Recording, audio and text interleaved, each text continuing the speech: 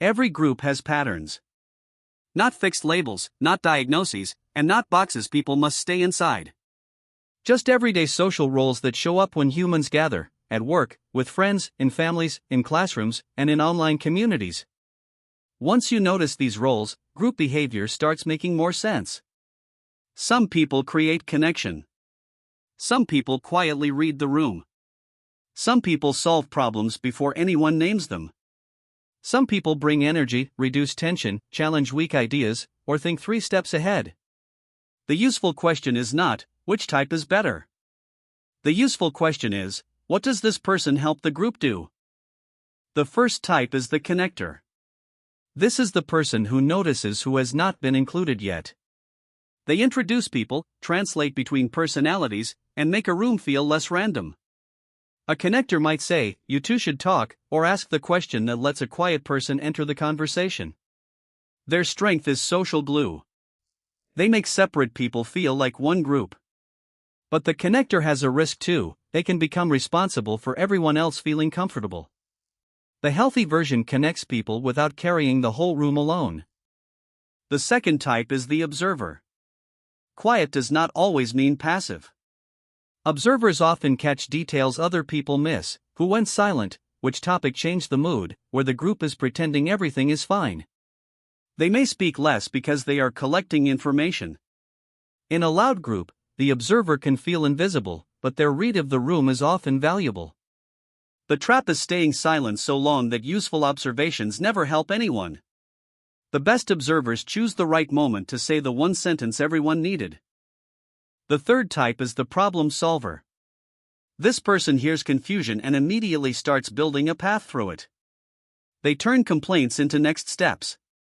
They ask, what is the real issue, what can we try first, and what would prove this worked? In a group, problem solvers create movement. The risk is moving too fast into solutions before people feel heard. A strong problem solver does not just fix the problem. They also understand the people affected by it. The fourth type is the energy giver. Every group has emotional weather, and this person can change it. They bring humor, momentum, warmth, or confidence when the room feels flat. Energy givers are not always extroverts. Sometimes they simply know how to make people feel more alive. Their gift is emotional lift. Their trap is performing happiness when they are tired, or using energy to skip real conversations. The best version brings light without denying what is difficult. The fifth type is the quiet strategist. This person may not dominate the discussion, but they are often mapping the whole board. They notice timing, incentives, weak points, and long-term consequences. While others react to the moment, the quiet strategist asks what this choice will create later. Groups need this because short-term excitement can hide future costs. The trap is becoming so strategic that people feel managed instead of understood. Good strategy still respects trust. The sixth type is the overthinker. In everyday language, overthinking sounds like a flaw, but the pattern is more interesting. Overthinkers can spot risks, edge cases, and hidden meanings very early. That can become a superpower when the group needs care, planning, or precision.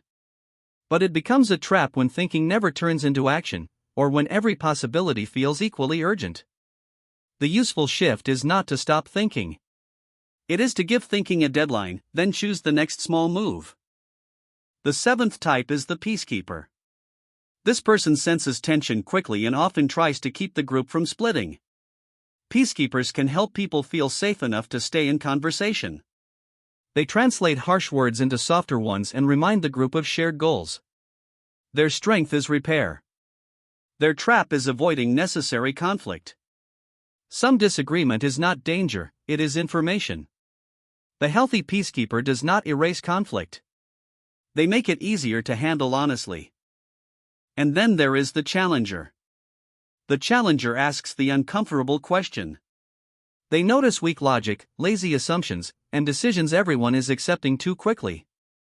A group without challengers can become polite but wrong.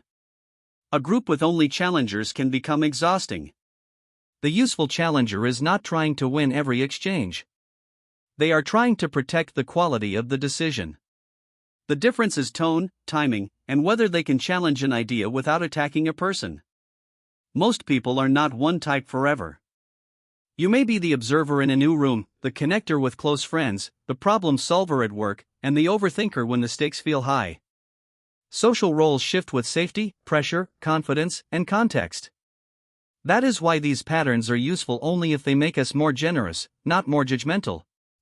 The next time you are in a group, watch for the connector, the observer, the problem solver, the energy giver, the quiet strategist, the overthinker, the peacekeeper, and the challenger.